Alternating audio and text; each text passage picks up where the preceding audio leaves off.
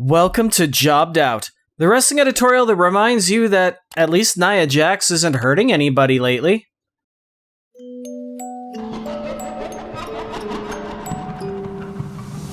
So since this channel's blown up a fair bit and there's so many new eyes on Jobbed Out, I wanted to be sure that I get this one right and not scare all these beautiful new people away. With that said, I left it to you to decide which topic that I look at today and...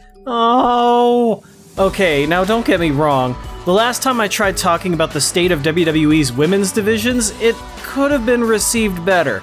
At least the one who called me a sexist apologized and deleted their comment.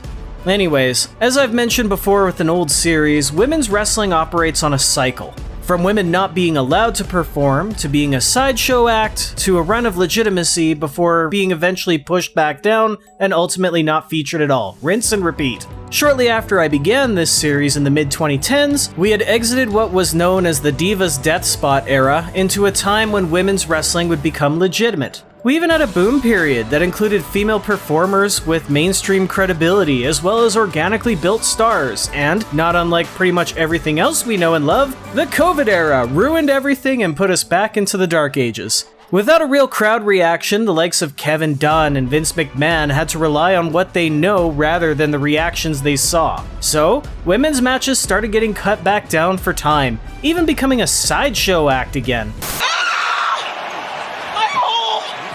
Now that fans are back in the building, it's not hard to see why they're just not interested though. Matches are getting met with boos at best and silence at worst, because the people that we want to see are either being repackaged or pushed down the card in favor of Vince's favorites. Wrestling fans wanted to see Sasha Banks and Bayley, but each ended up getting injured when they were needed most, leaving both of them off the card. Alexa Bliss finally gets a sniff at some important program, and now she has to pretend she's a warped 11-year-old to do it. That's gotta confuse the Alexa stans. Can't be drooling too much at her or you'll end up on a registry. WWE wanted us to embrace Lana by having her ass put through tables over and over and over. And while fans were clamoring online for Liv Morgan to finally get her moment in the sun, creative decided to have her silenced in a bad storyline with authority figure Sonya Deville instead. When Zelina Vega was let go from the WWE, people gave a damn. But when she came back, what has she accomplished since? She lost some matches and she's just a cocky heel. There's no reason for us to give a damn about her being back on TV now. Fans wanted Asuka and Rhea Ripley, but instead the Monday night show's top female stars are Charlotte Flair, again, Eva Marie, and a doll named Lily. And the tag teams. A lot of people told me I was wrong back in March when I denounced the NXT Women's Tag Team titles, saying that there are so few actual tag teams around. They'd already split up Alexa Bliss and Nikki Cross, they split up the Iconics, they split up the Kabuki Warriors. I have to go now. My planet needs me. Instead, we get way too much Nia Jax and Shayna Baszler, or Natalya and Tamina Snuka, because the main roster has no other tag teams that aren't just assembled specifically to challenge for the titles. Finally get a breath of fresh air with Tegan and Shotzi? They're split up, so what are you gonna do? Are you really surprised that these segments are getting go-away heat now?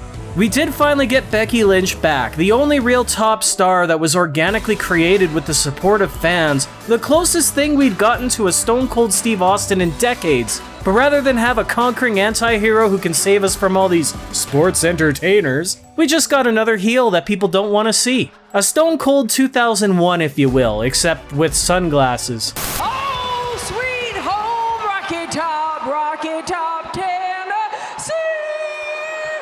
Remember when she showed up John Cena? That was only last year. What have they done to you, Bex? And the worst thing is that this sort of fan reaction is infectious. 6 months ago, we had an incredible lights-out match between Britt Baker and Thunder Rosa on Dynamite that showed us how far women's wrestling has come from the ages when Al Snow insisted that women shouldn't be trained to wrestle like the men. Just a couple months ago, Baker had another great match with Chris Statlander. But just last night, Penelope Ford and Kiera Hogan slipped under everybody's radar as what was the quietest segment of the night itself was actually a pretty damn good match. So what is it going to take for things to turn around before we enter another dark period for women's wrestling like we did in '89 or '95? That's the tough part. What made women's wrestling blossom in 2015 was when fans and performers alike were fed up with how the divas at the time were getting booked, or not booked. until top talented performers emerged to spark interest in the division.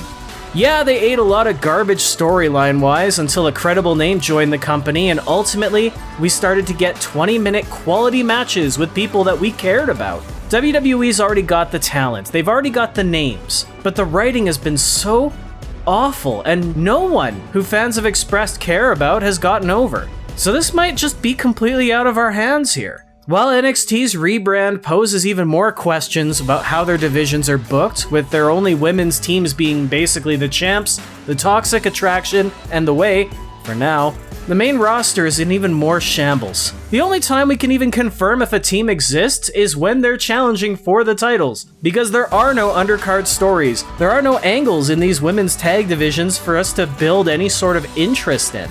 And with that, the characters that we're getting are not people that we care about anymore. It all really comes down to whether we get more stories and characters that we don't care about, or whether somebody gets a Becky Lynch style reaction so loud that even the powers that be can't ignore it. My worry is that it's gonna be the former instead of the latter here. But then again, this is all just my opinion, so I do want to ask you, what do you think about the state of WWE's women's divisions? Am I just an angry old man yelling at the clouds? Or have you yourself started seeing cracks in the foundations of what used to be the women's evolution? Will it take a crossover star for us to get another potential WrestleMania main event? Or is there somebody on that main roster right now who you think could be the next Rock or HBK if they let her run with it? Let me know what you think in the comments, and be sure to subscribe to the channel for more, because I want you to be a part of this conversation too. For now though, I better get my shoulders off the mat, so thank you for tuning in to Jobbed Out. I'll catch you next time. And yes, I will do a Hulk Hogan Lies Part 3, just not now.